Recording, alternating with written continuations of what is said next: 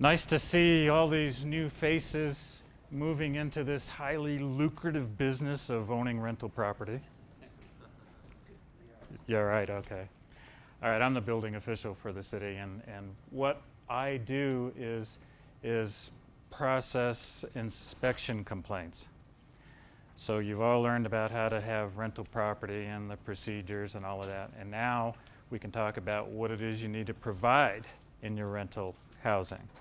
Heating and electric and mechanical systems and all of that. So if you have any questions at any time, jump in completely, because I really like questions, because I think it kind of guides your class. This is your class. I want you to know what you need to know. So in order to help you promote questions, I went to the bank and got some Krugerrands, and I will buy your question. So if you have a question, I'll buy your question. So feel free to ask lots of questions, because I got a couple $100 worth of them anyway. So the Rental Housing Property Maintenance Code, International Property Maintenance Code, is where we will find all the rental minimum standards for heat, for light, for electric, for ventilation. That's all within that property maintenance code. What typically will happen, and I'll need to address a change that we're going to make, is what typically will happen is that it's a complaint-based inspection. So your tenant has a complaint. They call and they say, I don't have any heat, and it's 90 degrees out there. Well, I'm probably not going to get too much of a hurry to get some heat going. I don't have to have air conditioning.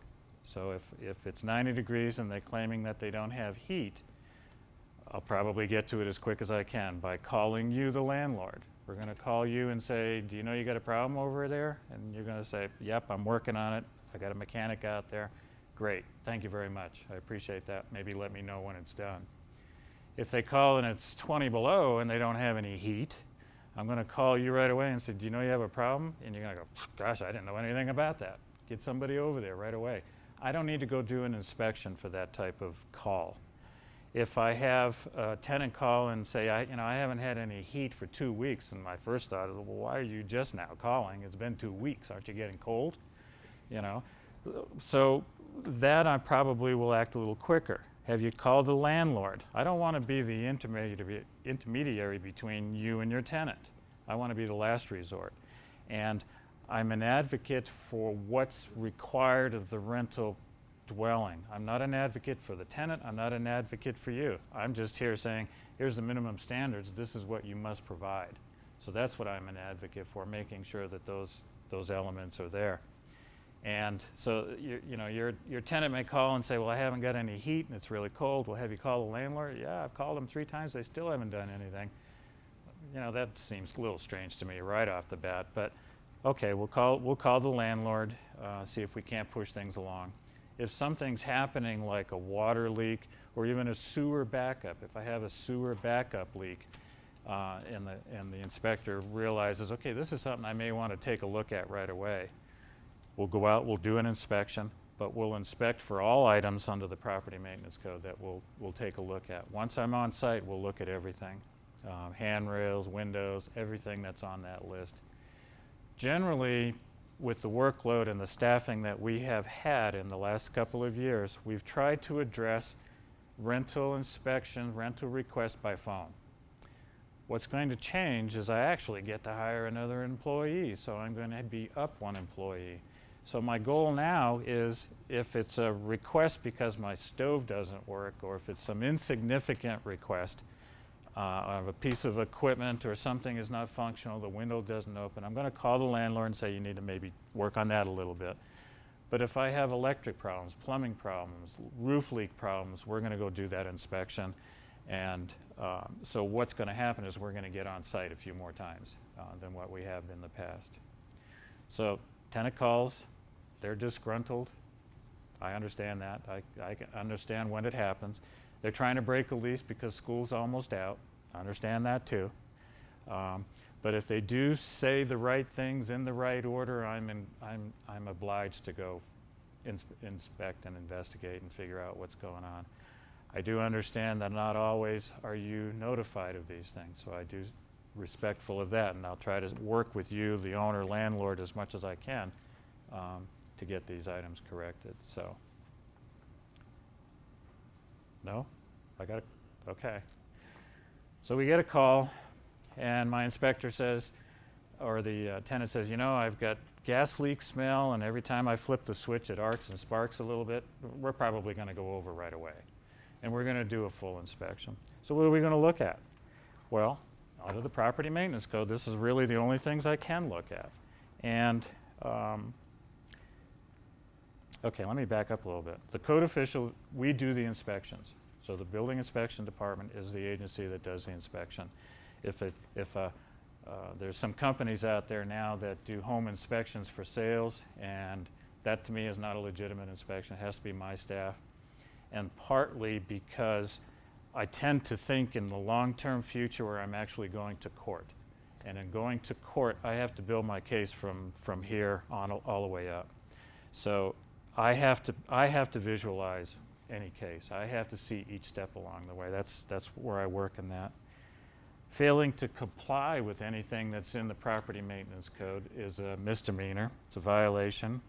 It could be a civil infraction. It could be fined. Yes, sir.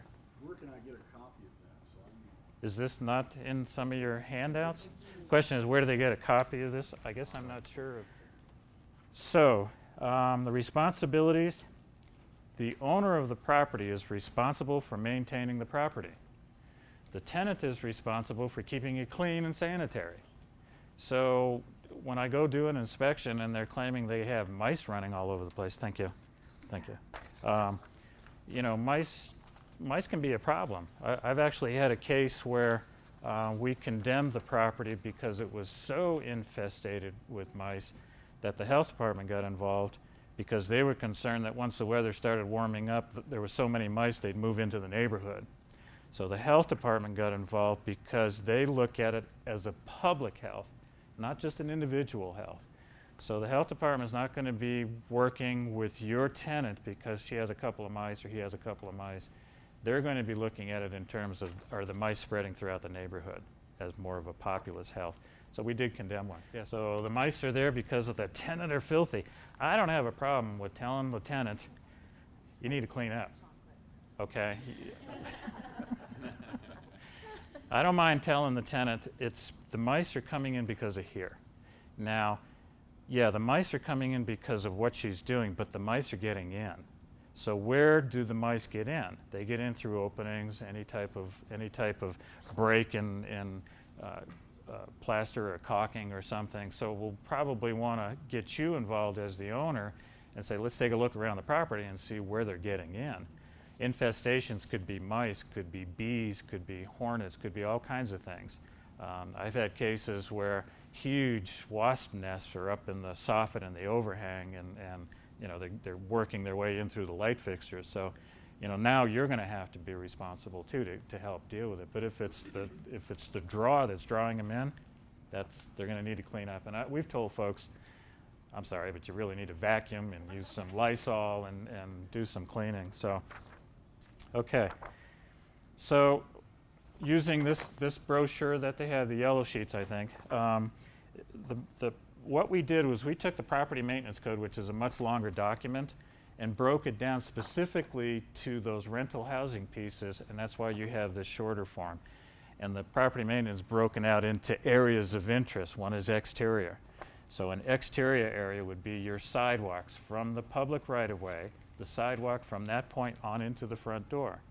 You can't have warped, cracked sidewalks that can cause people to trip and fall because, you know, delivery people have to use it, or guests, or even tenants have to use it, or I have to use it to get on the knock on the door. So if it's in disrepair, if it's broken, it's fallen down, it could be a trip hazard, we're going to have you, you know, try to address that. Those are exteriors. Decks, porches, handrails, everything has to be strong and in good working order. If I have a deck that has, you know, 30 inches above grade or more and there's no guardrail, we need to make you have a guardrail. Even if the tenant took it off, I don't know that. I know that you're the owner of the building and you have a deck 3 feet in the air that doesn't have a guardrail. That's all I know. That's all I can speak to. And I can't make the tenant fix anything. The tenant has no right to fix anything. They really have no authority to touch anything, screens or locks or water heaters or anything. That's your responsibility. So when I see something that's wrong that needs to be addressed, I'm addressing it to you, the owner or the landlord, that this needs to be done. Interior, windows, doors, we need to keep the elements out. So if I have a back door and it's got this much of an air gap on the bottom of it and the wind's just blowing in, you need to do some weather stripping or some thresholds or something to keep that in. When we adopted this code, we brought in insect screens. You have to provide insect screens during the summer months for those openings that are required for ventilation. So if you have a front door and it's just got a door on it, but you have a window, and the window is your ventilation, the window has to have screens, not necessarily the window and a screen door. So whatever openings, and every room has to have an opening for ventilation. So, except for bathrooms. You don't really have to have a window for a bathroom. But if you have a living room or a bedroom or any windows that's opening. It says that. Says what? It says bathrooms. Bathrooms, well, if I had a, Yeah, or an exhaust. or a fan, so okay. So the question was, the bathroom, did it need a, was that your question or her question? Was that your question? Gave her the wrong question. So if it's open for ventilation, then you need a screen. And if you provide a screen, I would suggest you get your tenant to sign some kind of a lease in the beginning that the screens are in place. Because when I come out 2 months later and the screens are all ripped up or broken out, I'm going to come to you and say I need to provide screens, and that might give you something to go back to the tenant and say it's going to cost you money to get the screens in. But ultimately, you've got to put the screens in, even if you just already put them in. Windows, there's a security piece now. All ground floor doors have to have locking deadbolts. All windows that you can access from ground, and I think they say within 6 feet of ground. So if it's truly a second floor window, I don't need locks on it, but all ground floor windows, I have to put a lock on them. We're talking about security of the occupant now, so people can't break in. The question is it a standard lock or is it a tumbler, combination? No, it's whatever will lock that window. I mean, there's all kinds of things. You could do a little slide bar or something, or Stick in between the window. well, that even works too. If it's a sliding window and you've got a means to lock that, it doesn't say it has to be locked in the open position. It just has to be locked. So if that's a stick, I've used sticks for years as a lock. That to me seems to work. Now the deadbolt on the door is a little different. They want a full 1-inch slide locking deadbolt. So on a window, the regular, if it's a slider and it will latch on the side, but that isn't sufficient, you gotta have something besides that? Is the latch on the side. If it latches and I can't open it without unlatching it, that's a lock. Okay. So that's sufficient. It's just some windows don't have anything anymore. The old slide ups, but they have to open too. If they're painted shut, they have to open. They're secure that way. Well, they are secure, yeah. Some of that old lead paint, some of that old lead paint really secures well. Stairs, all your handrails, guardrails. This is all normal stuff that you're going to have to provide anyway. Walking surfaces, so I can't trip. Free of rodents, vermins. We talked about that. Light. Light is every habitable space. You'll have to have a window for natural light. Now, if it's a habitable room and you got a window, I'm not going to get involved with how big, because there's calculations for 1/8 the floor area, and if you got a window and you got light and you got ventilation, that's good. Now, if it's a bedroom window, make sure I can have an egress window. Egress windows are 5 square feet. If it's on the second floor, 5 square feet. So it's a sizable window. So if you have a bedroom in a basement, and maybe the basement was converted, the unapproved dwelling unit. Any questions on that? I expected about 5 hands on that one, yeah. I want my candy. You want your? Well, what's the question? Oh, I gotta give you a question too. Well, no, I had to put a 3x4 window, the escape windows in the basement. Okay. Many before all the codes. Good, good. But I have to talk to you because I have a situation where I have an unapproved Unapproved, duplex, unapproved. but that's been unapproved since the mid-'70s. Well, we're going to approve it. That's well, let's. Okay, so we'll come back to that one here just a little bit. Let me get through this Please. quick. But there's 2. That was a good question. Occupancy general, the second one, what you mean at least one water closet? Okay, occupancy, the question has to do is, what is one water closet? Well, that's the toilet. Oh, Water closet's another term for a toilet. Lavatory is another term, for a sink. So water closet's toilet. Ventilation, we talked about general occupancy. Basically, you got to allow them some privacy. You got to put a door on the bathroom. That's especially if your door is in the kitchen, off to the kitchen. Put a door on there. Make sure it works. Make sure it's got a little slide lock on it or something. You do have to provide space. This is a relatively new one with this code. You have to provide space for preparation, suitable space and equipment to store. And serve foods. So what this now does is you got to have a refrigerator that works and you got to have a cooking appliance that works. Now, if you have a cooking appliance and you got 3 burners out of the 4 working and the third one's disconnected, I think you got a cooking appliance that works. But prior to this code, we didn't get into the appliances. Now we do. Now we're talking about you have to safely and sanitary prepare food and you have to safely and sanitary store food.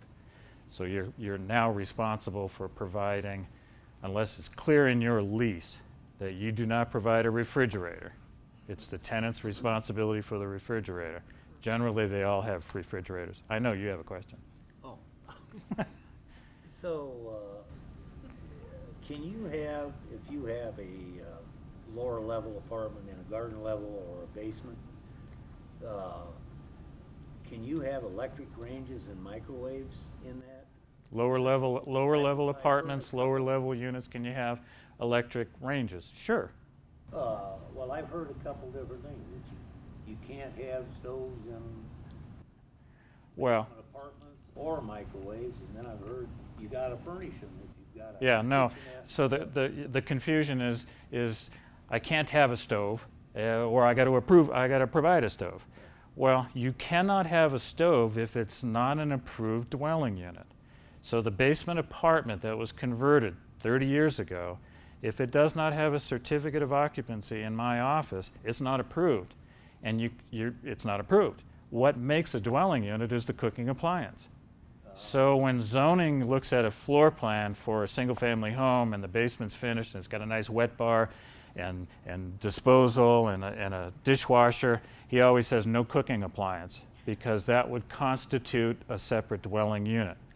So if it's not approved, then you can't have the cooking, and we make you take the cooking out. You can still have it that You can still have the they sink have to and the come upstairs cabinet. and cook or something. Yeah, they got to go upstairs, and it's all going to be combined. So, plumbing facilities, yep, everything is working, no leaks.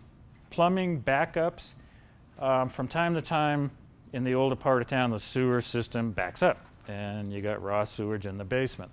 That's a biohazard, and we make anything that's been wetted by that backup removed, cleaned, sanitized. If it backs up into your carpet pad, carpet tack, carpet strip, all of that comes out. You can't clean some of that stuff, so we take it all out. So if you have a sewer backup, now a water heater flooding or a toilet water flooding is different, but if it's raw sewage, that obviously you can tell right away it was raw sewage, that material must come out. So if it backs up quite a ways up the sheetrock, it's going to be a problem. Yes? This is not related to sewage, but the wet bar comment, I have a new property and he has a wet bar. The sink, you turn the faucet on and it just comes out into a bucket. He thinks that that's okay. Where's he from? Okay. His sink, okay, so the sink drains into a bucket. Well, obviously that was never permitted, inspected, or approved.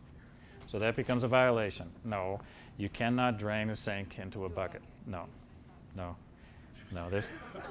You're sharp though. So, can't do that. Mechanical facilities, here's one that's catching a lot of folks. A forced air heating system we call it scorched air heating system, but it's really forced air. And it serves 2 units because the basement apartment was converted 30 years ago. The code, since I can remember, I go back 2 years maybe, but it's 22 or 32 or much longer than 2. But anyway, mechanical forced air cannot serve 2 families. You cannot circulate the air from one family through the system to another family. Now you can have a closed system where it's electric baseboard heat and the air does not transfer through the ductwork. Or you can have a boiler system where it's a closed piping system, but forced air furnace cannot serve two families.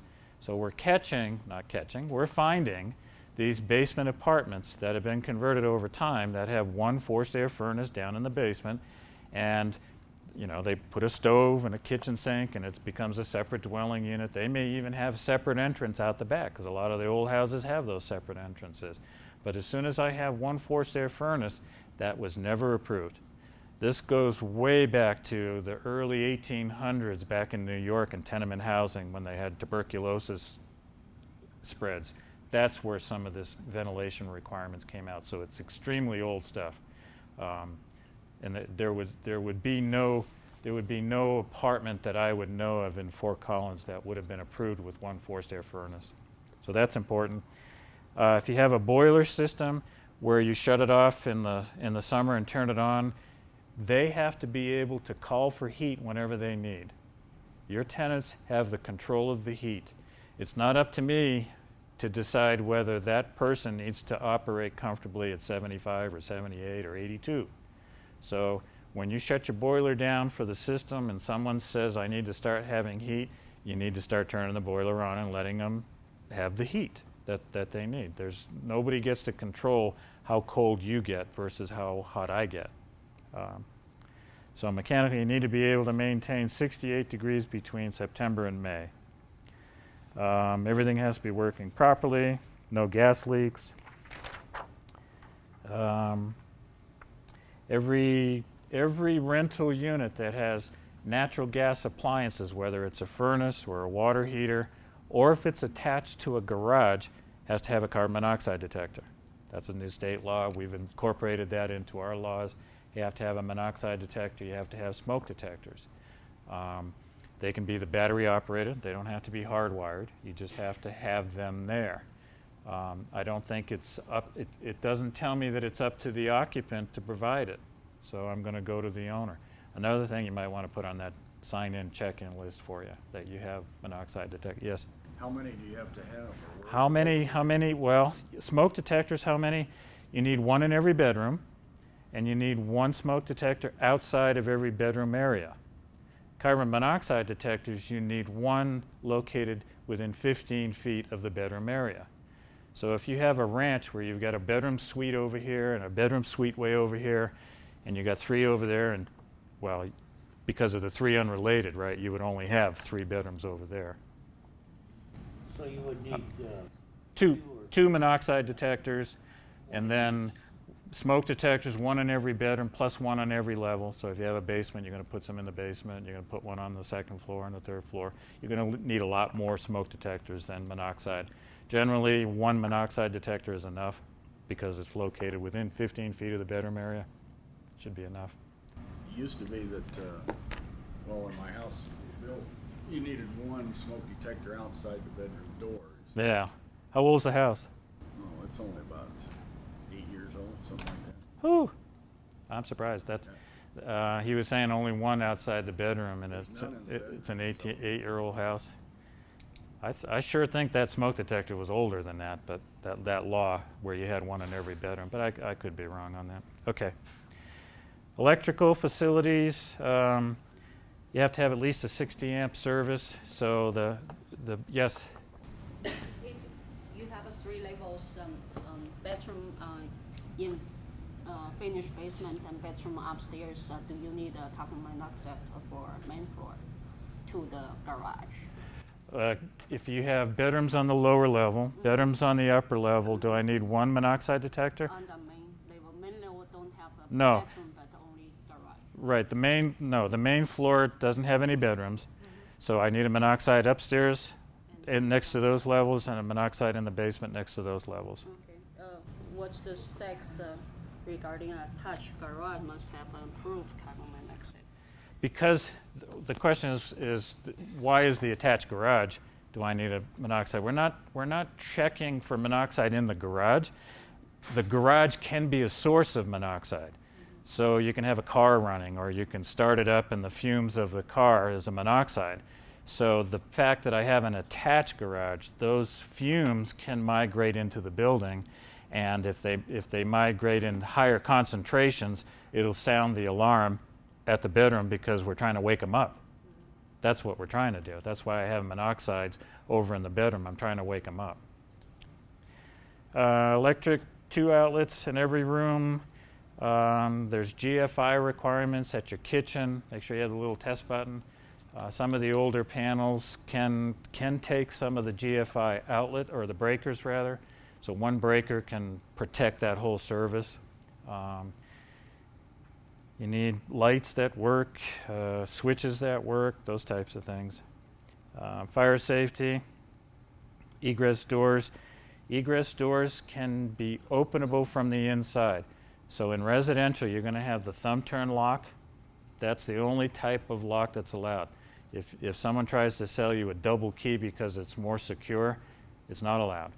And the idea is, I need to leave in the middle of the night and I don't remember where I put my key.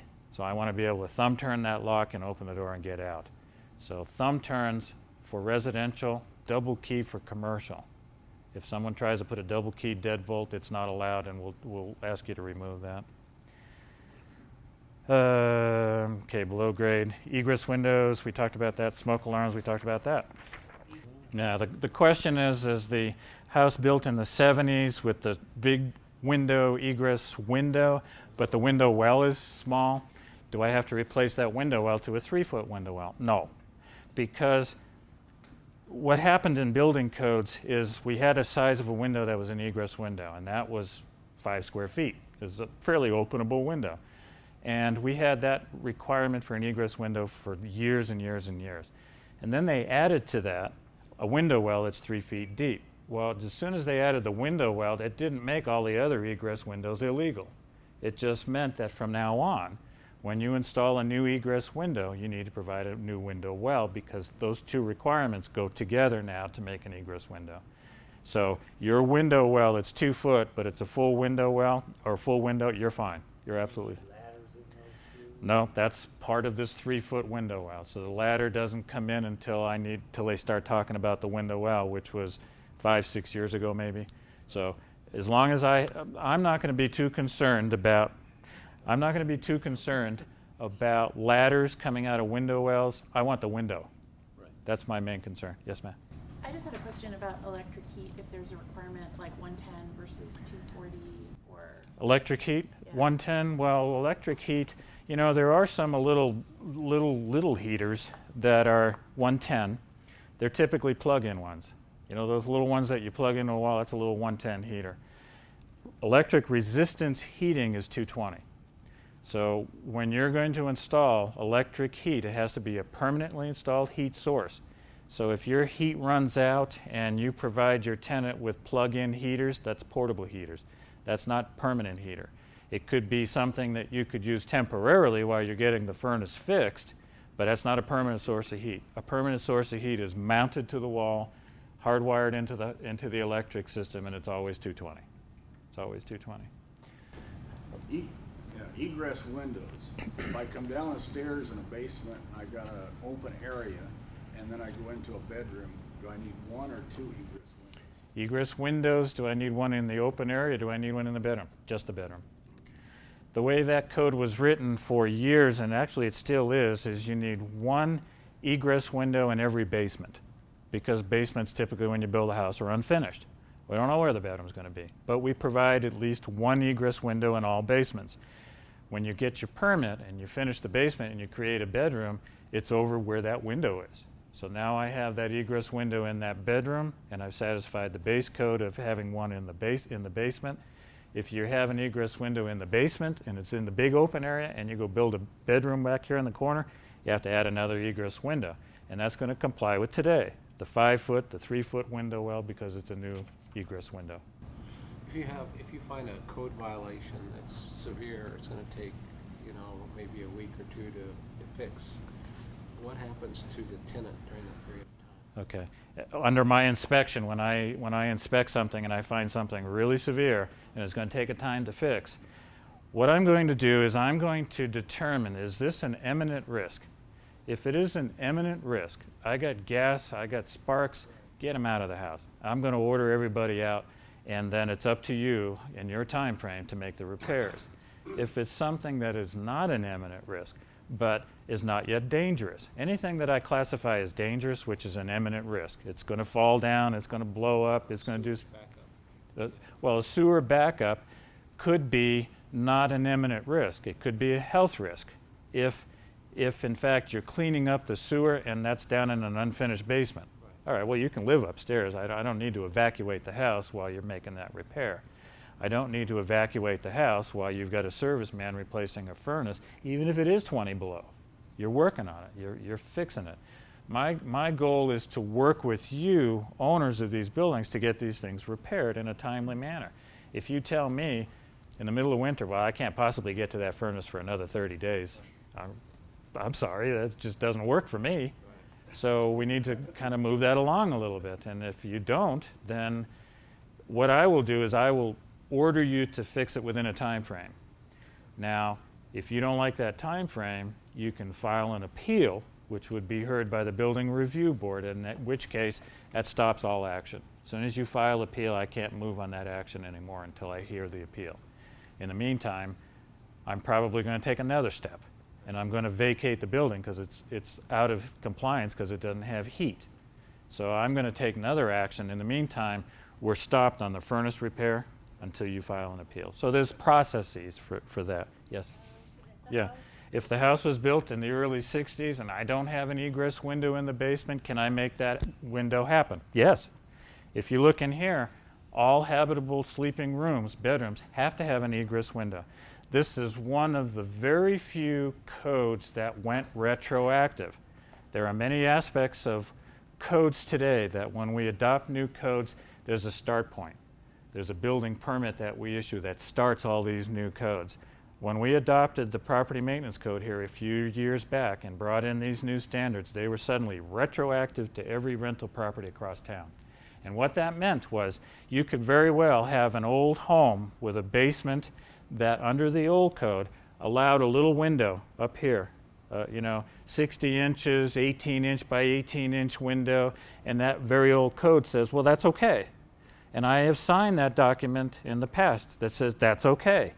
And as soon as this went into effect, that's no longer okay. So even if I gave you that approval a week before this went into effect, this supersedes and now is retroactive on all egress windows. So all bedrooms, because of the life safety of it, because of the importance of what it is that we're providing. And I push to have that change retroactive because I think it's so important to get people out of an egress window. With smoke detectors, you got to get them out. Let the house go, get the people out. So, all right, a couple of minutes on UDUs. I don't know if any of you own or soon to buy, because it's so lucrative, I understand, this rental business. Soon to buy a duplex. Now, what we're talking about is the single-family home that over time had been converted, where they created a separate dwelling unit in the basement. They added a door, they added some walls, they call it a bedroom, they did some plumbing, they added a shower. It's a full basement apartment, of course it is. Well, if it does not have a certificate of occupancy in our files, in the building department's files, it's called an unapproved dwelling unit. And the city for the last 2 years has been offering a waiver of the capital expansion fees. Capital expansion fees are those fees that you pay every time you develop a brand new dwelling unit. And they are about $12,000 to $15,000 per dwelling unit. They pay for streets, they pay for police, they pay for cops, they pay for sewer, water. Those are capital expansion fees. If I issue a CO for a new dwelling unit, I have to have made sure that we collected those fees. So during this last couple of years, Council said, well, it's more important that we do the life safety aspect. We check for egress windows and smoke detectors and electric and inspect for that, waive those $12,000 to $15,000 fees, and we'll give them a CO, provided it's in an area that zoning allows a duplex. There are some zones that you can't have a duplex, regardless of when it was done. So as long as it meets zoning says okay, And as long as it meets all the rental housing standards, we'll actually come out and do an inspection. We'll issue you a CO for a duplex. This program expires June of this year. We just had a meeting this morning on post-UDU issues because they're going to come up because we didn't hit anywhere near the number of certificate of occupants that COs that we expected to receive. I think we've issued a couple hundred. Well, we have a good sense that there's probably 5,000 to 6,000 of these units out there that are unapproved. They have no CO. Once they are found, once they are identified, they will either have to pay those capital expansion fees, they will have to get a certificate for a duplex, or they will have to convert back to a single family. So if you know of anybody that has a duplex that they're trying to sell, I can't stress enough the value of this UDU program. You're saving $12,000 to $15,000 right off the top. Yes, there are expenses, egress windows, smoke detectors, furnace system separating, but what you're ending up with is a CO that recognizes that address as a duplex, and that's got to be important in your industry that you have a duplex versus a single family. So, questions on the UDU? How can you check to see if you have a duplex? Well, how can you check to see if you have a duplex? No, to see if You- you're okay. Well, call me. Call the office. Yeah, call the office. How do you check to see if you got a CO? Has to be in our file. You know, and it's going to be actual paper document, a certificate of occupancy. Nice little, ribbon. Okay. I got till June. Right? You got till June, right? I don't know, I bought it that way, so I assume it's okay. without a Whoa, no, don't do that. We really do not do that. I've had a duplex unapproved. We've owned it since '79, but it's been operating since the mid-'70s, and it has a separate mailbox, and mail's been delivered to it ever since. Yeah, and it has to be, what he was saying is true. It could have mailbox, addressing. It could show in the county assessor's records as a duplex, no doubt about it. You may have been paying utility fees as multifamily. That's not the record. My office is the record. And my office is the record because it is my office that issues the certificate of occupancy and determines the occupancy classification. Is it single family? Is it duplex? Is it commercial? Is it hazardous? I'm the only one in the whole city that gets to determine what is the occupancy, classification, and issuance of the certificate of occupancy. So call me. I'll be your name? What's that address? It's on the sign-up sheet. It's not a basement, they built it on the back of the house, so I assume they had to get a permit. You know, it's surprising how many actual structures get built without us even knowing about them. Sometimes we will find these additions, true structures, because of the pre-sale home inspector. He does some work and he does some research and he goes, "No, I don't have a permit for that." Structures that have been added on without permits are very problematic only because it's structure. I have no clue what the frame is. How is it connected? Is it going to fall down over time? So we actually got to start taking some stuff apart for me to determine that. A basement finish is different. A basement finish, the structure was already there. It's already holding up the second floor. The structure is there. You're just kind of infilling, so there's really no structural deconstructing that we need to do. But an addition can be real problematic, yeah. Sir?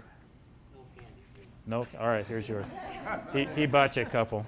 What would be the difference if you had a ranch-style home and you were owner-occupied and you had two roommates living in the basement that was, had egress windows, everything?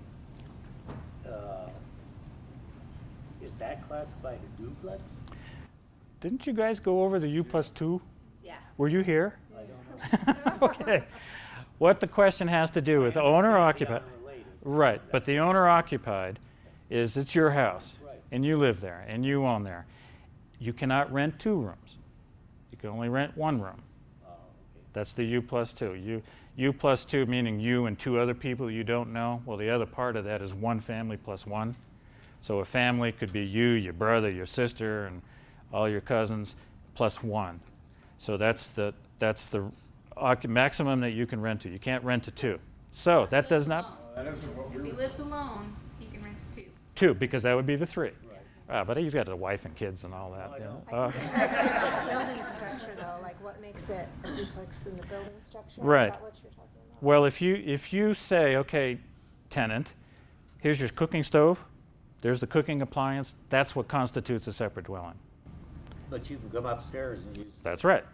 That's not. That's not. Okay. That's not. So if you got one upstairs, you got a cooking appliance upstairs and one in the cooking appliance in the basement. So if I don't live there and I want to rent the upstairs and the basement, then I need to get the UDC. or- UDU. However, you have to show and prove that it has been used as a duplex prior to December 2008. We don't want you to just, make one now and kind of slip it in and not have to pay. Yes. Is a Let's mic, make this the last one. We'll wrap okay, it. Okay, is a good. microwave oven considering a cooking whatever? Oh no, we call that the Darren Atterbury rule. Okay. And the Darren Atterbury rule is the city manager who wanted to be able to toast popcorn in his basement without calling it a dwelling. So no, we don't recognize microwaves. Okay? Same with a hot plate. Yeah, I don't recognize it. If he can plug it in, no. All right, you've been great. Thank you very much. I appreciate it. If you have questions about UDUs, give us a call.